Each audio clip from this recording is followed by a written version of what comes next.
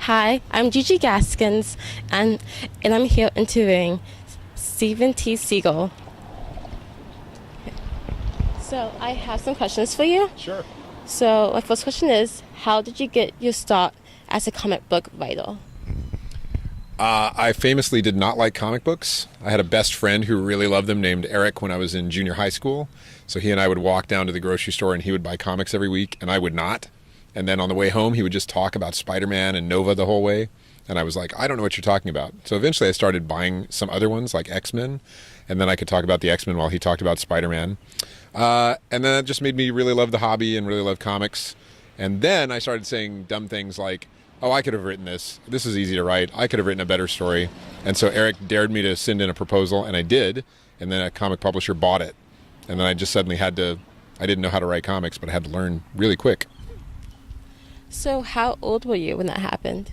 I did my first comic book when I was 21. I was still in college by that point, and I did it for my dorm room. And I found an artist on campus, and we wrote and drew it on campus. And my now wife helped us do paste up. So it was all just a very dorm room kind of comic book, but a Canadian publisher, and they put it out. And then it got nominated for an Eisner Award somehow, and that was it. So that is what hooked you on as becoming like a comic book writer. Yeah, I wish I could say I had a lot of specific intentions. I'm very specific now, but most of my life I've just kind of fallen into things. So I did that comic. It got some good accolades, and then people asked me to do more comics, and I'm like, sure. And so I did comics for a couple of years, and then a college. I was a speech geek, speech team stuff, speech and debate. And a speech team from Indiana contacted me and said, why don't you come to our school and we'll give you a master's degree if you coach our speech team? And I was like, sure. So I quit doing comics. Then I moved to LA and I was still teaching college, and a friend was like, why don't you do comics anymore? And I was like, I don't know. And he's like, come to New York and we'll get you some more jobs. And I'm like, sure. So I just did a lot of suring for a long time and fell into things. So then how did you start writing for TV shows and movies? This will come as no surprise to you, but I also just fell into that. So by many years later, I'd done a lot of comic books with my Man of Action partners, Joe Casey, Joe Kelly, Duncan Rouleau, and we were working on the X-Men comic books together, and we had to always go to San Diego Comic-Con, which is really big and kind of tiring. And at one point, we just said it'd be better to sit down and watch this convention walk by us than to have to walk around all day. So we got a booth, and we had to give them a name, so we called it Man of Action. And people just walked up and they're like, well, what do you guys do? And we're like, we're writers. And we got these jobs every year just saying we were writers, writing films, writing video games. And the third year we went and did that, Matt Senreich, who used to work at Wizard Magazine, but by this point was doing Robot Chicken with Seth Green, contacted us. He's like, hey, Man of Action guys, do you guys do cartoons? And we're like, I guess. He's like, well, Cartoon Network wants an action show. Go pitch them something. So we pitched them Ben 10 and they bought it. And then we started doing cartoons. So I am a big Ben 10 fan. Yay. Yeah, I grew up watching it. So which of the 5 projects has been your favorite working on? Well, now you know I'm going to say Ben 10 because you said you grew up watching it. That's awesome. Fist bump. No, but like the Ben 10 project. Oh, of the 5. Yeah. That's like going, which of your kids do you like most? You can't not love them all. There are ones where we worked on them more and ones where we did less. Dwayne McDuffie did the entire middle run, and that was fantastic. He's no longer with us, but he was an enormous talent and did a great job, and I loved what he did. But I'm really enjoying the new one, which, it's tough for longtime fans because it's a start over. It's Ben is 10 again. He's only got 10 aliens again. But there's just a really fun energy to it. They're 11 minutes long. It's still classic Ben 10, but it's just condensed and happens quicker. And it's been a blast to work on that one.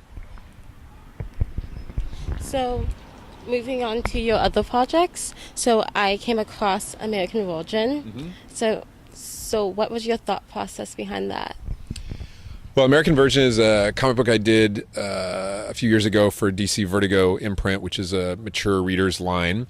And I'm from the South. I was born in Mississippi. My parents are from North and South Carolina. We were brought up in Southern Baptist Church, which was motorcycle.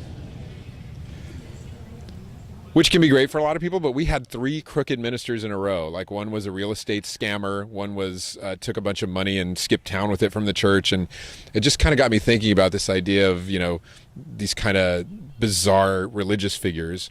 And so I thought I would write a comic book about a kid who was running a virginity movement, who was kind of a hellraiser, rabble-rouser kind of guy. And then as I started writing the character, it turned out that he had this really just sincere core to what he believed in, and I couldn't write the character I wanted to write. I just had to write kind of who he was showing up as, and I wound up really falling in love with this idea that you can have extremely strong beliefs that are related to kind of the world around you and yet separate, they're your own.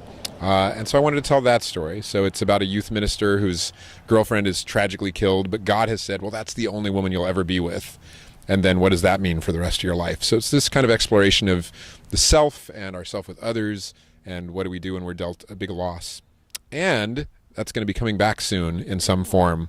Surprise, surprise, because I have all the rights back with Becky Cloonan, and we're talking. So how would you guys deal with the death of Adam? Spoiler! The last issue published looked like Adam was dead, but I have to tell you this, that was issue 23. There was supposed to be an issue 24. So even back in those days, that wasn't going to be the last issue. That's just where it ended, given circumstances. But he was, in my mind, not dead at all. He has a thing about talking to God. So he was talking to God, but he wasn't going to stay gone, if you know what I'm saying. Okay, yeah. Truck. So I feel like your latest book, Getting Naked, that's also mature. So do you prefer writing mature books or like more like books like for like all ages? My mom always says, "Why did you write that?" when she reads my stuff, and then I remind her that we had a very odd upbringing. Like lots of weird things happened to our family when I was a kid. But I think I have a very normal life, and I'm pretty happy. And so for some reason, then that makes me want to write about things that are darker and more twisted and kind of explore things that are outside of my experience a bit more. And I think that's probably where that comes from. But I also feel like as a kid, I was exposed to R-rated movies and stuff. And I don't feel like I turned out as a strange guy, particularly, although maybe my books say otherwise. So I don't ever feel like I'm like, oh, I'm going to shock people. I just write about what's interesting to me. And publishers have to protect kind of themselves, and a lot of times they'll go, this is for mature readers, this is for all ages. But like Get Naked is just a book of 19 essays about how America is really uptight about getting naked and how the rest of the world is kind of not. And I think anybody could read that book, really. There's nothing shocking in it, and there's some nudity, but the whole book is about why is that a thing.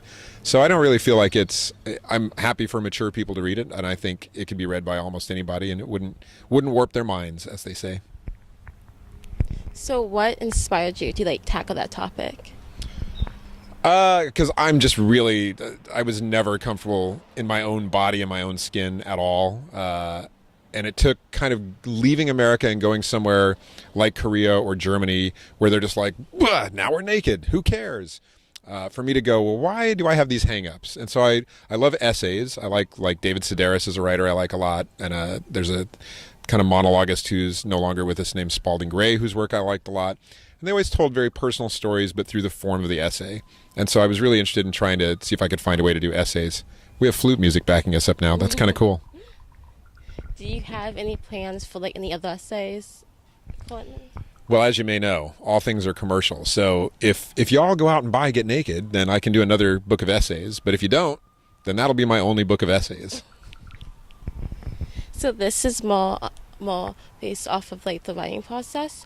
So do you have a team of drawers, or do you pick different drawers for each project?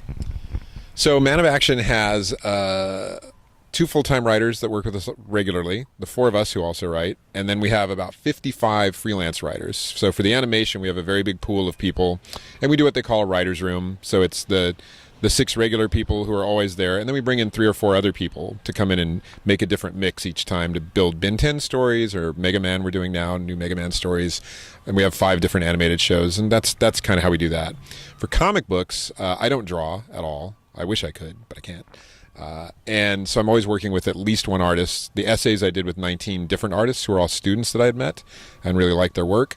Sometimes I work with just one artist. I work with a guy named Teddy Christensen in Denmark a lot, and we've just agreed to do books until we're dead. So we just finish one and start another one. And it's nice. It's a very small collaboration. TV is always 70 to 100 people. Movies are like 300 to 400 people. So doing a comic is nice because it's just a writer and an artist and a letterer and a colorist and an editor sometimes and a publisher, and you're under 10 people, but you still get to do a thing.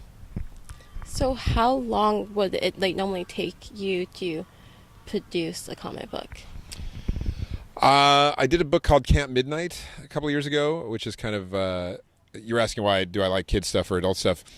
I found that because we have so many younger fans, I had to start doing some comics that I could actually, families could go, what of your books can my kids read? And I would always have to say none. Now I can go these. And I work on that book with a guy named Jason Katzenstein, who's a New Yorker cartoonist. And he and I do 10 pages a week. So I'll write 10 new pages and he'll draw 10 pages. And the book's 240 pages. So doing basic math, I'd say 24 weeks to do 240 pages is about as fast as I ever go. Okay. So is the writing process different for comic books or movies, TV shows? The form in which a script comes out is different each time because they do different things. Like a comic book is just a conversation between you and the artist. The only person who gets that script is the artist, really. So you're really writing for that one person to figure out what's in your head and what they should draw, or just to help guide them. It's kind of what they need. When you're writing an animated script, you're writing, it has three parts. A slug line is just a location indicator, and that's kind of for the director to go, how many locations are there in this thing to quickly see and figure out the math of what that would cost. Then there's description, which is really talking to the board artist. So saying, here's what we need to see moment by moment. And then there's dialogue, which is talking car, fast car.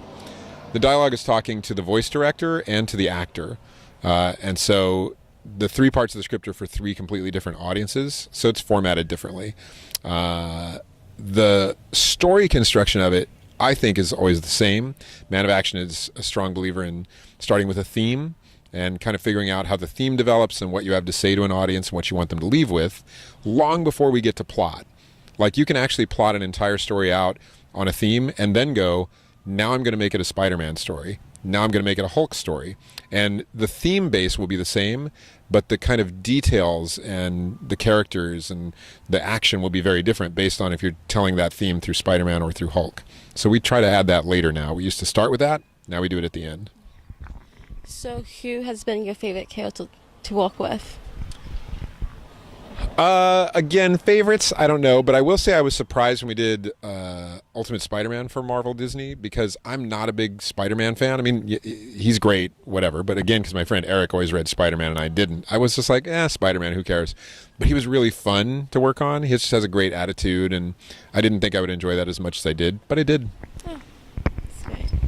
Yeah, me and my brother were big fans of Spider-Man. Oh, nice. Yeah.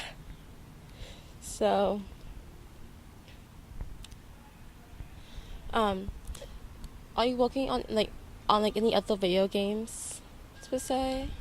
We are, and we get asked a lot about what we're doing, and it's always, the problem is that we can never talk about what we're doing because it hasn't been announced yet. So we have 2 new video games that we worked on this year, or last year, now that's 2018, and this year, and neither one has been announced. Maybe one of them gets announced at E3 in a month or so, but so the answer is yes, and no, I can't tell you what they are. Okay. Are there any video games that you could tell us about that you worked on?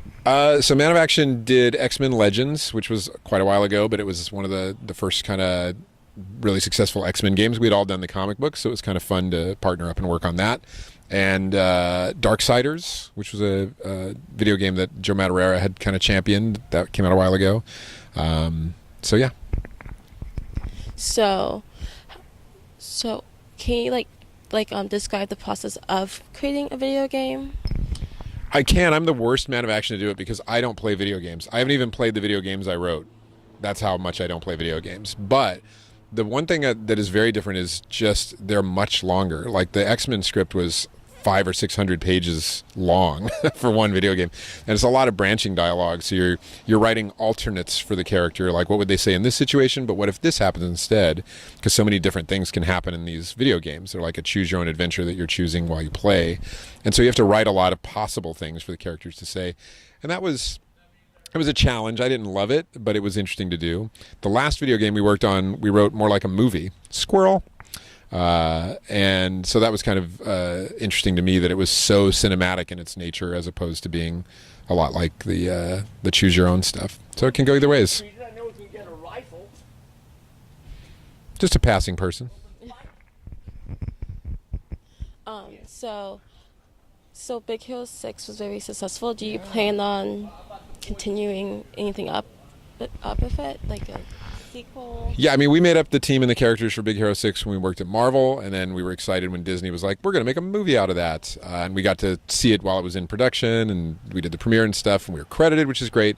But nobody's ever contacted us to say, want to do something with us while we're doing more? So we know all the people who are doing the animated series, for example. They're really good friends of mine. One is the director who I lived next to for a decade. Super happy for that. But nobody's reached out to us, so we're not doing anything on it.